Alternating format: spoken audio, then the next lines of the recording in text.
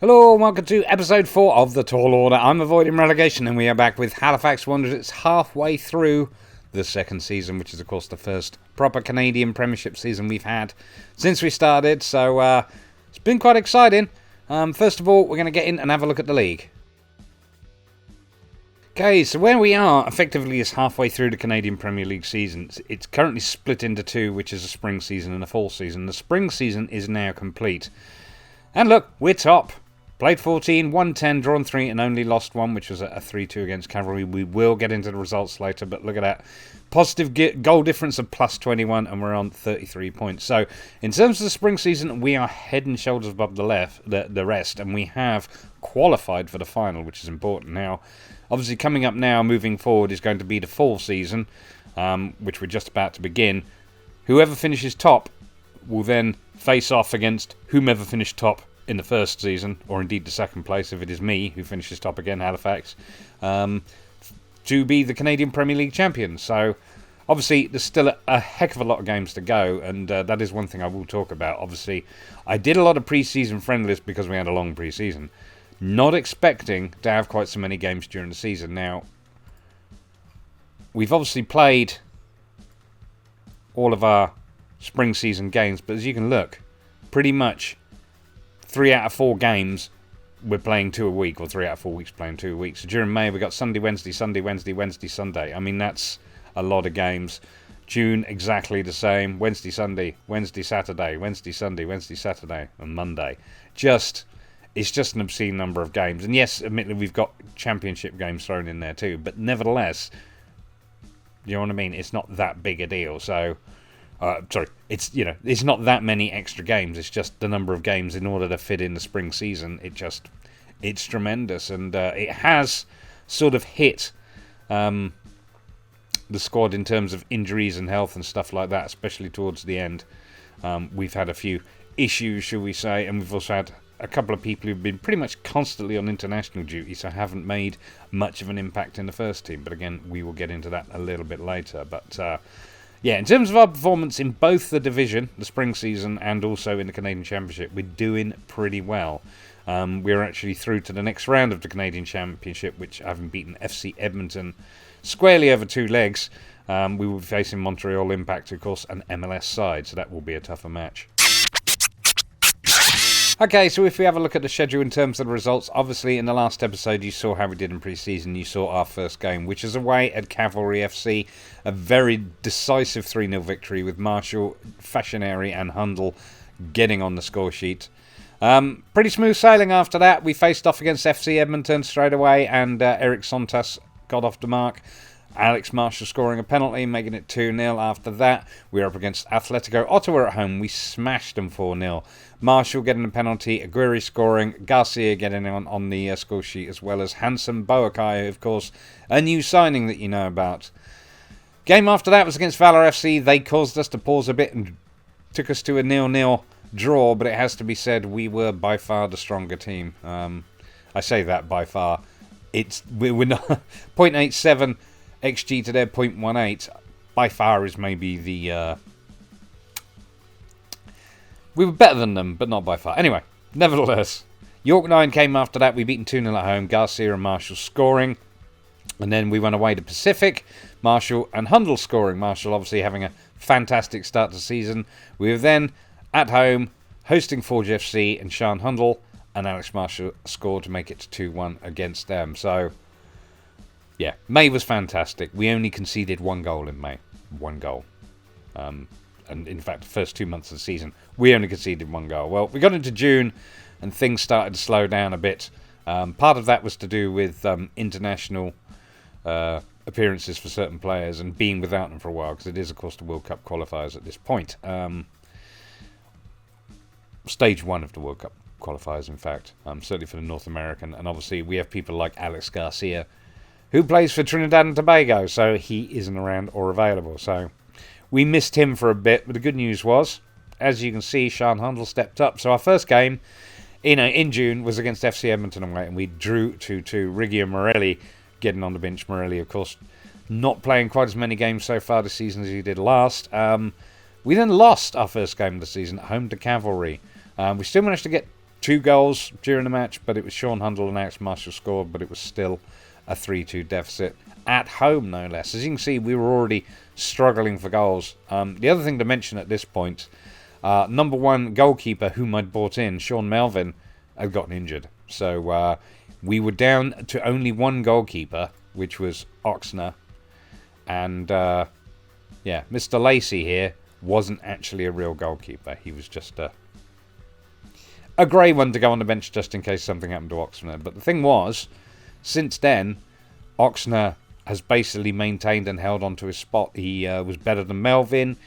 He did a better job, so he kept the spot. Like I say, Melvin was out for a little while, which of course went against him, but Oxner, he definitely stepped up and did a fantastic job. So I'd gone from feeling like he wasn't a particularly strong option to, well, him being basically our first choice. So, as I say, this was the area he started playing, and took him a couple of games to warm up, but he did okay. After that, we faced off against Atletico Ottawa away. Hundle getting a hat-trick. We then hosted Valor FC at home, and Hundle got 2 more. Sean Hundle, of course, coming in from Valor on a free at the tail end of last season. Just been stunning. He's just been stunning. After that, of course, was the Canadian Championship. We were away at FC Edmonton, and we beat them 3-1, 2 from Hundle, and of course 1 from Zoran Basong, another new signing. York went away to them, beat them 2-0, and then we were back against FC Edmonton at home for the Canadian Championship, where we beat them only 1-0, but it was a handsome Boakai goal, so that was decent. That put us into, obviously, very comfortably into the next round, which would be, as mentioned before, will be against Montreal Impact. So after that, the last 2 games in the spring season, we faced off away at Forge FC, and we only managed to draw 2-2, Riggy and Hundle getting on the score sheet, but our final game of the spring season was at home to Pacific, and we won 1-0. Sean Hundle getting the goals. So, what does all that mean in terms of how our players are doing and player stats? Well, our top goal scorer, unsurprisingly, is Sean Hundle. Our highest average rating is Eric Santos, and most assists is split between Riggy, Aguirre, and Handsome Boakai. Have all got 4 each, but Sean Handel, sorry. Look at that. Absolutely stunning. He's been brilliant. 10 starts, 4 sub appearances, 14 goals, an XG of 10, 3 Player of the Match awards, and an average rating of 7.34. I think he was my signing of the season, I have to say. But yeah, I mean, in terms of the division, look, 12 and 12. Nothing wrong with that. Absolutely nothing wrong with that. So very happy to have him here. But like I say, Garcia, who of course was the top scorer last season, has spent a lot of time on international duty to the point he's only managed to start 7 games and only managed 2 goals. And really his performance for us has been poor. The average rating, 6.8, is just not good enough. And yeah, very, very disappointing for a player you're paying $1,000 a week, especially when we have such a tight budget here. So very, very disappointed in that. But that's okay, because of course Hundle has been stepping up and scoring the goals. But if we actually look at the competition and look at the player stats. Oops. Let's have a look at the player overview. So, most goals, Sean Hundle, once again. I'm not sure who's behind him yet. Jair Cordova from Cavalry. He's in 2nd place. Oh, that's shots. Sean Hundle has the most shots, expected goals. Sean Hundle and Alex Marshall have the most expected goals, with in 1st and 3rd with Alejandro Diaz from Pacific. Yeah, he's up there. He's absolutely up there, but it's nice to see 2 Halifax players in there. Goals per 90 minutes. Sean Hundle in top, Alex Marshall in 3rd. I mean, games won, obviously that's everybody, because, we're top of the league with the most games won, so not too surprising. Penalties, Marshall scored 5 of 5. That's a good place to be. And Morelia scored 1 of 1. Raul Tito for FC Edmonton getting a couple. I have actually been keeping an eye on him because he's pretty tasty. He's pretty tasty. He had a good season, did Raul Tito, and I think he's going to have an even better season for them next season, unless I can buy him, obviously. But yeah, save ratios. Tristan Oxter's in 3rd place. He's saved 78%, which isn't bad, but Tristan Henry from Valor FC is top. I did scout him. He's not really for us, I don't think. but he has done very, very well.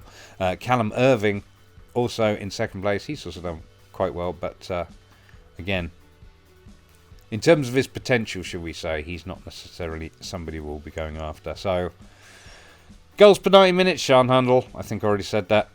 Games won, we already did. Passes attempted. Third place, Alex Marshall, with 582. So, Alex Marshall, clearly a standout player for us at the moment. And red cards, well, in fact, the top number of red cards in the spring season is 1, and there's only 3 players. Look at that. Unfortunately, Gianfranco Fascineri is one of them. So, that is unfortunate. But yeah, as I say, we're doing really well. We're clearly a strong side. There are areas of the squad that need a little bit of work, but like I say, this is only our second season.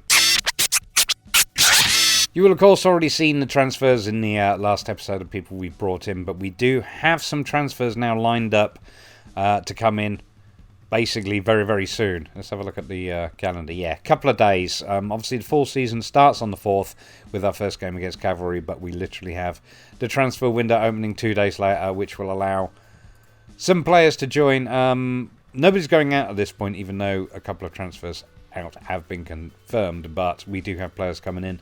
The first is Ezequiel Carrasco. He's a free transfer. He's a goalkeeper. He's only a young lad. He's got a certain amount of potential, but basically we had an injury to Melvin, which left us with Oxner as our only goalkeeper, and yeah, wasn't ideal. So Carrasco will be here in a couple of days and will provide backup, even though Melvin is sort of pretty much back to full fitness now, and Oxner was able to stay fit while Melvin was injured. It went very, very well. But moving on down, we got a young American defender coming in from Colorado Rush, Josh Apogee, 17 years old.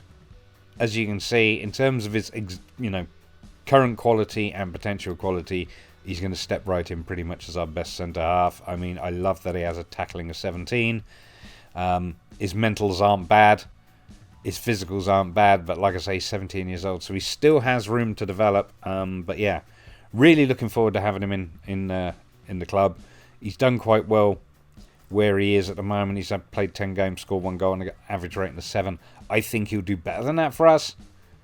But yeah, looking forward to having him in the team to be able to pick from. And of course, Gianfranco Fascineri, you already know about. We have him on loan, but I've been so pleased with him and his performance, and of course the fact that he's a young Canadian talent, and at the time was obviously our top centre-half. Only, well, I say that behind Eric Santos in terms of current ability, but certainly our first choice. It made sense to buy him. Now, we spent 525 grand, but in terms of our actual finances, I can't believe I didn't turn my phone down.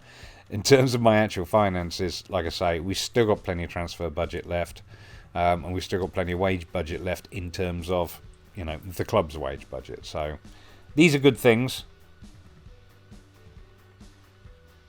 There we go. It's now on silent.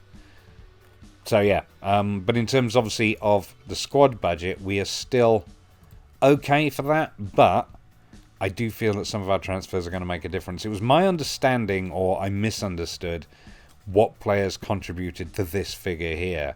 I looked at, obviously, what our wage budget was here and said, well, we're spending this amount, and yet it's only that amount in terms of the registration, without, remembering, of course, that all of the club's wages, fit within that wage budget. So all of the staff, all of the coaching team, all of the, the medical staff, it all comes out of that budget. So, but in terms of selected active players, there is no limit on their age. If you want to play in the Canadian Premier League, you must be registered, and your wage will go against that maximum squad salary of 9.5 grand. You'll notice I've gone into Canadian dollars now, as I should have at the start, but yeah, that's what it's at. And obviously at the moment we're under it, but in terms of the players I'm signing, we're obviously going to have to jiggle that a little bit, and possibly even put 1 or 2 players out for loan, or indeed unregistered, in order to keep below that. So we'll see how it goes.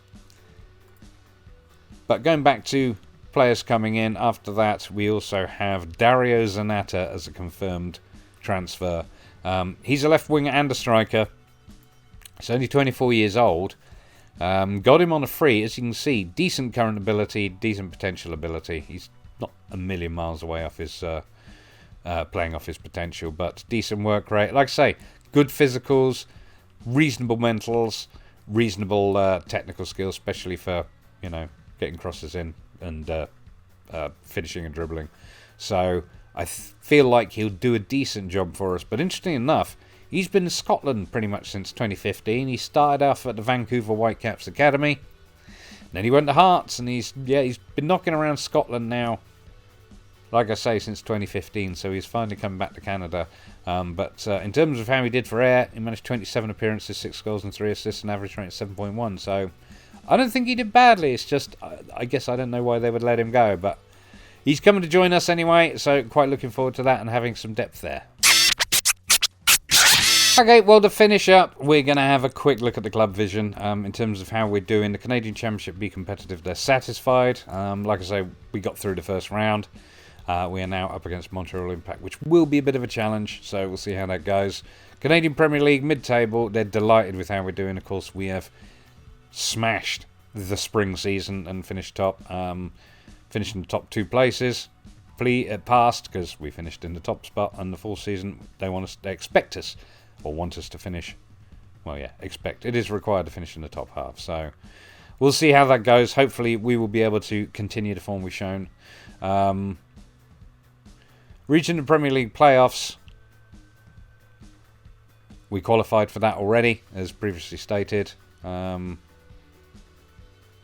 in terms of the end of the 2023 season, which is 2 seasons, that's when they're looking for us to win the Canadian Premier League. Well, if we do as well as we did at the start of this season, we might be hitting that a couple of seasons early, which is both good and bad, because obviously if we hit it early, we got to try and maintain it, and that's my job. But obviously at the moment, in terms of my performance, I got an A-, so I don't think I'm under any threat. In terms of club development, try getting a senior affiliate. Now, I did wonder if it would be feasible to get a senior affiliate with, a Canadian MLS team, but I think that realistically you can only get senior affiliates from your own division or your own, like for example, if you were playing in the English League Pyramid, and you're Oldham Athletic, you could in theory have Manchester United as a senior affiliate if you wanted.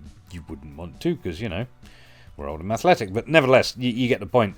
But of course, there isn't anybody, there's just the Canadian Premier League, so other than having, another team in the Canadian Premier League as a senior affiliate, it's not going to happen. So I tried a couple of times, and that's what it came back with. They just can't find anybody, so I think that is the case. So I'm not going to worry about that again. Obviously, we don't have any other affiliates yet, but then we still have to work on our facilities. As mentioned, we are improving the training facilities. It is in the planning stage.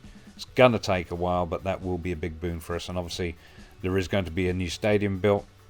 I just don't know when. That's going to be 2-3 seasons, I would suggest, before that happens. But the good news is I'm not being judged on it, as I shouldn't be. So that's basically where we're up to. Obviously, we added another coach as well to improve our already impressive coaching team. And by impressive, I mean it is the best in the division, as is our recruitment team, as is our medical staff. And that really only tells me that I've made more effort in my recruiting than the rest of the division has. But it's a good place to be, but like I say, in terms of the facilities, that's the next thing to work on. Like I say, training facilities are being worked on. We've got basic at the moment. Youth facilities need to be improved. Interestingly enough, in the development centre, we now have a preview for our youth candidates coming up.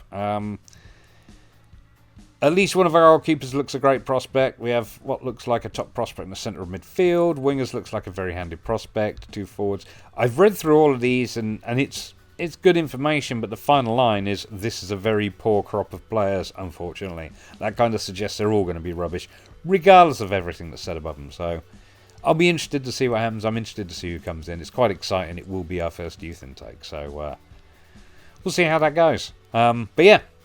Okay, that is all for this episode. Obviously, coming up in the next episode on YouTube will be the second half of the Canadian Premier League. That will be a review of the full season, so you'll be able to see how Canada did there, and if indeed we managed to hold our 2 top spots. In the meantime, the series is also being streamed live on Twitch. The link is in the description below. If you want to find out how things are, get the most up-to-date live information, please come along. Do give me a follow, and you'll be able to jump in and see how things are going and join the chat. Obviously, On top of that, please do give this a thumbs up and subscribe as well. That way you won't miss out on any updates coming up. And that's pretty much all there is to say. I'm avoiding relegation. This has been the Tall Order. Thank you very, very much for watching.